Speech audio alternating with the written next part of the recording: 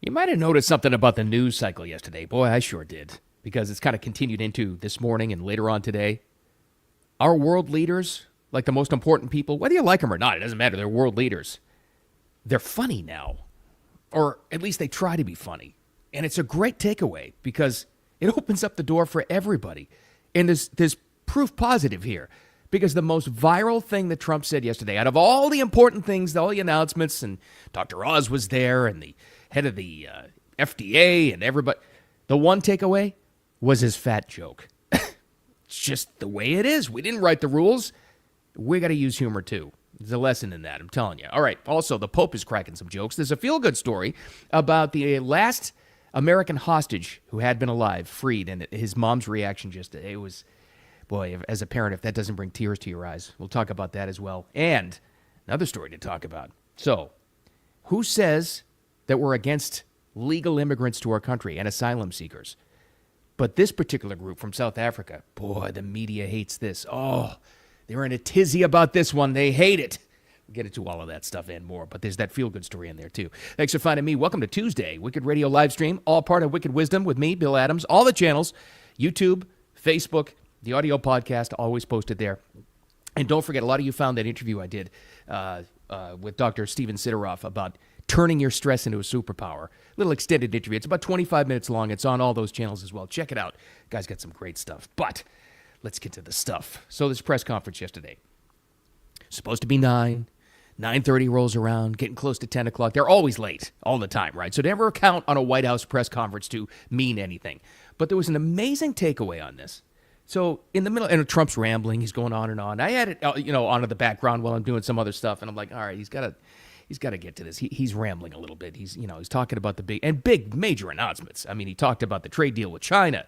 He was talking about the prescription drug prices being reduced for Americans, the freed American hostage, who we'll get to here in a second. All important stuff, but he's kind of rambling. He's going off script until one thing broke the background noise and got everybody's, including mine, maybe yours too, attention. And I turned around and I looked at the TV and I actually laughed. And this was the moment that went viral. Trump's made a fat joke at a friend, not himself or, American citizens, just at a friend. And he said this. President, he calls me, he used to call me Donald, now he calls me President, so that's nice respect. But he's a rough guy, smart guy. Very successful, very rich. I wouldn't even know how we would know this, but because he's got comments. President, could I ask you a question? What? I'm in London, and I just paid for this damn fat drug I take. I said, it's not working. He said. He goes, he's not talking about the drug itself. He just said for his quote-unquote fat friend. Yeah, well, for you, it's not working. He made a fat joke. It probably his biggest press conference from either of his administrations so far. Now, proof positive why humor is so effective with world leaders and why I think the game has changed. He's a big part in changing it, but he's not the only one. Out of all the important stuff, ask yourself, out of all the important stuff in the announcement, Dr. Oz was there, the head of the FDA, everybody, talking about the trade deal with China, prescription drug prices, the freed American hostage, an announcement about this new Air Force One, all of this stuff. What's the clip that went the most viral, has the most searches, it has the most views, and the one thing out of that entire, an hour press conference, the entire thing, what do people remember because it's everywhere? You guessed it, the fat joke. That's what works because that's what cuts through the white noise throughout all of it. And he understands that, and he gets that, and it gets him some extra play. And it's a great takeaway for everybody, all of us. If you're in charge of anybody at any capacity, you own a small business, you're a manager, you're any kind of a leader, you're just a leader of your family household, humor always works. But he's not the only one. He's not the only world leader that's understood this. The Pope's making jokes now. Okay, they're not a fat joke, thank God.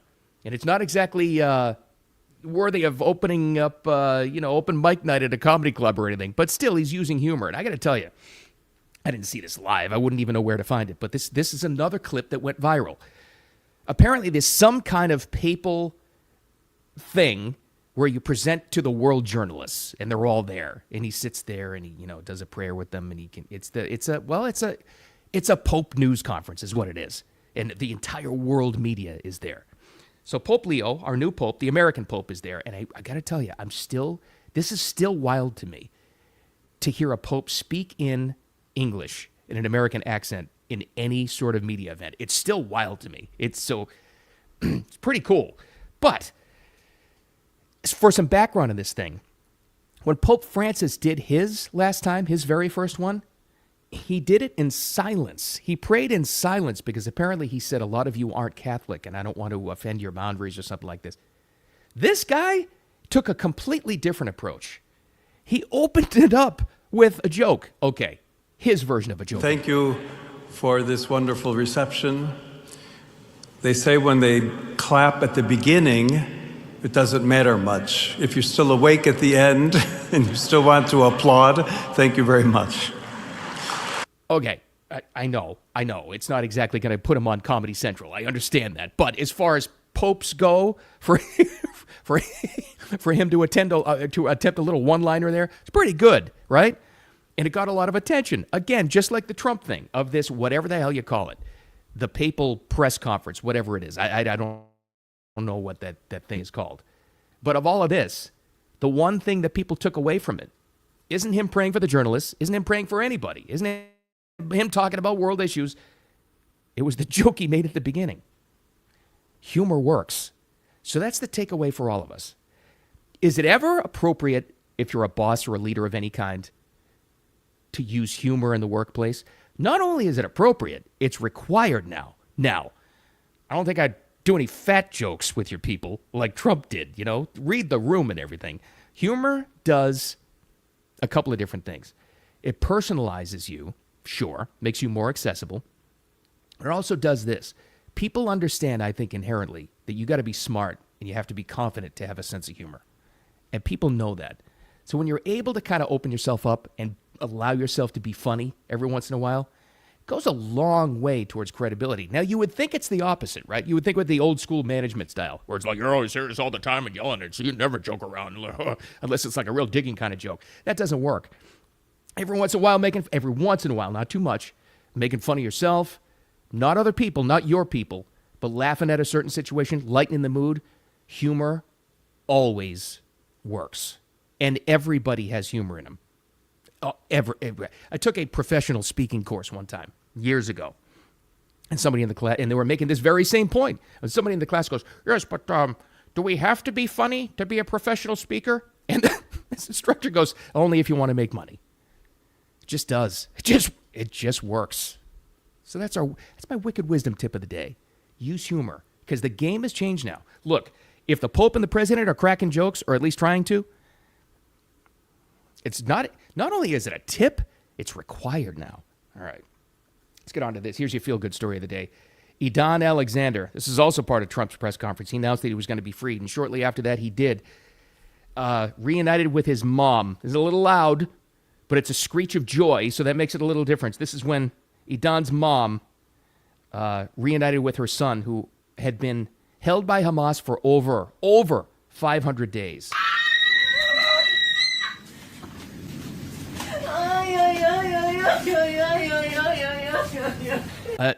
Got it done. And you know what else? Got it done. Got him home without giving up an arms dealer, a terrorist, any kind of leverage with us.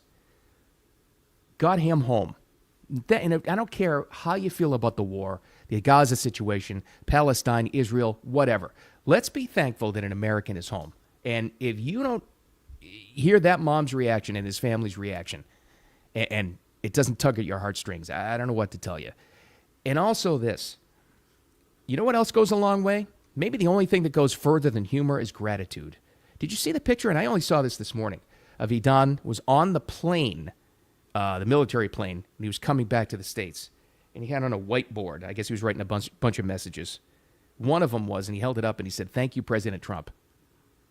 I would too. I don't care. Even if it was Biden, if he freed me from Hamas, I'd shout it from the rooftops. Thank you, Biden. Thank you, everybody. Anybody that got me home safe and sound, I'd be thanking him. That goes a long way. And it's just good to see. And it's It's nice to see that somebody had the guts and the balls to actually thank the current president. Oh, despite maybe what his friends, his college-age friends think at home or whatever, who the hell cares? Somebody saves your life in that direction. And this was, sorry if this offends you, this was from a lot of pressure from this administration to get that kid home, and he's home. So thank you. A lot of gratitude is owed there, absolutely. Speaking of gratitude, how about this? Well, this is a different kind of scene. And there's another reason why I say you can't despise traditional corporate media enough and how they're spinning things and lying.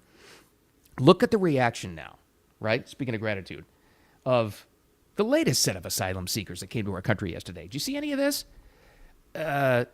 South African farmers were granted asylum, or their asylum was kept here, because they're systematically being slaughtered and targeted in South Africa. The result of apartheid going away, and then them. It's happening. And a neighbor who was one of these people who years ago, about 15 years ago, had escaped the situation. Because he told me directly one day, we're in the side yard doing lawn work, and he said, they're from South Africa. I had just struck up a conversation. I said, what brought you here? He said, we didn't want to be killed. Okay, tell me more.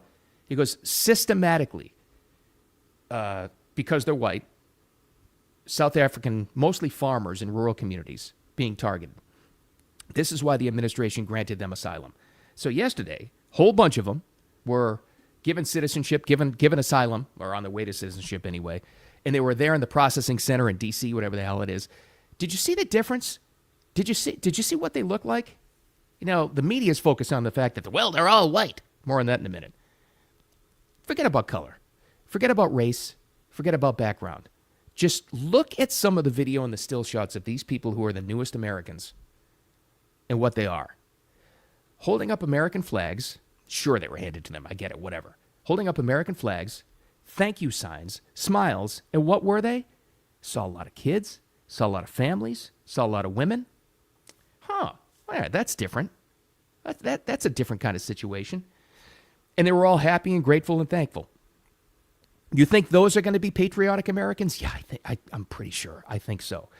Oh, but don't let that stop MSNBC from calling this one of the most horrific things to ever happen. I mean, truly, really. This was MSNBC. I promise you I didn't watch this live, but this is the clip of MSNBC covering the story of these South Africans given asylum as they arrived in America, thankful with their families. You ready? This is unbelievable. Virtually halted refugee admission in America for people fleeing war and famine in places like Sudan and the Democratic Republic of Congo. Back with Rick, Mark, and Eddie. The studio. Listen to this. Yes, it's so deeply and morally wrong-headed and repulsive. These are the descendants of the people who created the most diabolical system of white supremacy in human history. There's the MSNBC. First of all, they toss it back to him in the studio, and he's and they're shaking their heads, and they're all downtrodden. The most diabolical. And how about the point there at the end? These are the descendants. These are the descendants of one of the most diabolical, racist things in history. They won't ever let go of that issue. They won't ever not see race. This is where it all comes from. Media outlets like them.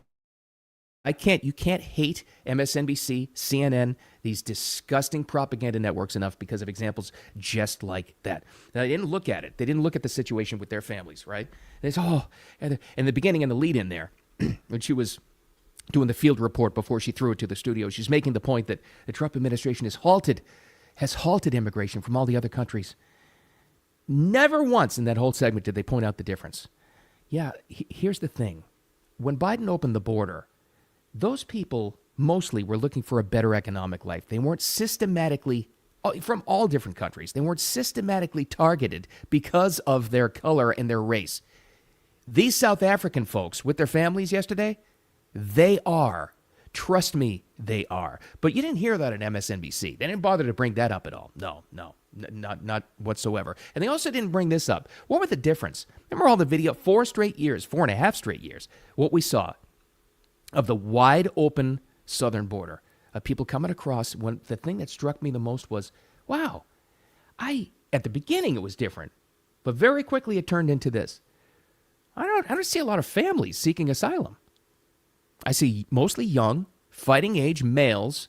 And here's the other kicker. You know what I saw for years on end in the previous administration? You know what I saw personally? Maybe you noticed it too. Carrying the flags of the countries that they came from.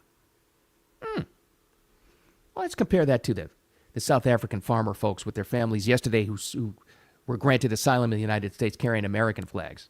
That they were handed, I get it, but carrying American flags and thank you signs and smiling. Let's compare. Who do you think is going to be the more patriotic American and will fight to the death for this country because they were given life? Literally, it saved their lives. But MSNBC didn't care about that. They just focused on this is what they call it? Diabolical moves in American history. Oh, it's just awful because it doesn't fit their narrative. That's why. Don't ever listen to media outlets like that. Gratitude goes a long, long way. And the people who come to this country are the most grateful. And there are a lot of people like that from South America, Mexico, and even Canada, even Europe, whatever, who are incredibly grateful for sure. And these South American people. But we all know there's plenty of people who have come to this country that have no interest whatsoever in assimilating. They have no interest whatsoever in being grateful. They have no interest whatsoever in carrying the American flag like these folks did. None of them did. But that doesn't fit the media narrative. All right, but don't let that stop you from the good news. Just wanted to point that out because that is good news. And so is the freed American hostage. That's a grateful kid too, no doubt about that. But the takeaway, game has changed. World leaders cracking jokes now, or at least they're trying to. And it does have a trickle-down effect. This means corporate leaders, media leaders, people in your office, people in your family. It's okay to at least try to be funny now. It's not only effective, it's not only suggested. I think it's a prerequisite now. You better be funny these days, or at least try to be. If the Pope is cracking jokes, we should too. All right, thanks for finding it. Welcome to have a wicked awesome Tuesday. Early in the week still. It's kind of going slow because a lot's happened already. Thanks for finding the Wicked Wisdom social media pages on YouTube and Facebook, here on X as well, and the audio podcast. Don't forget my extended interview with Dr. Steven Sidoroff about mastering all this stress you're feeling, turning it into a superpower. It's long. It's about 25 minutes, but the guy's great. You're going to love what he has. That you can find right on there. The Wicked Radio live stream replay here on X and all those channels as well. Thanks for finding me. Please, when you find these too, like and download and share and all that good stuff so we can get more going. All that said, have a wicked awesome Tuesday. Dare to be funny. We'll talk to you tomorrow.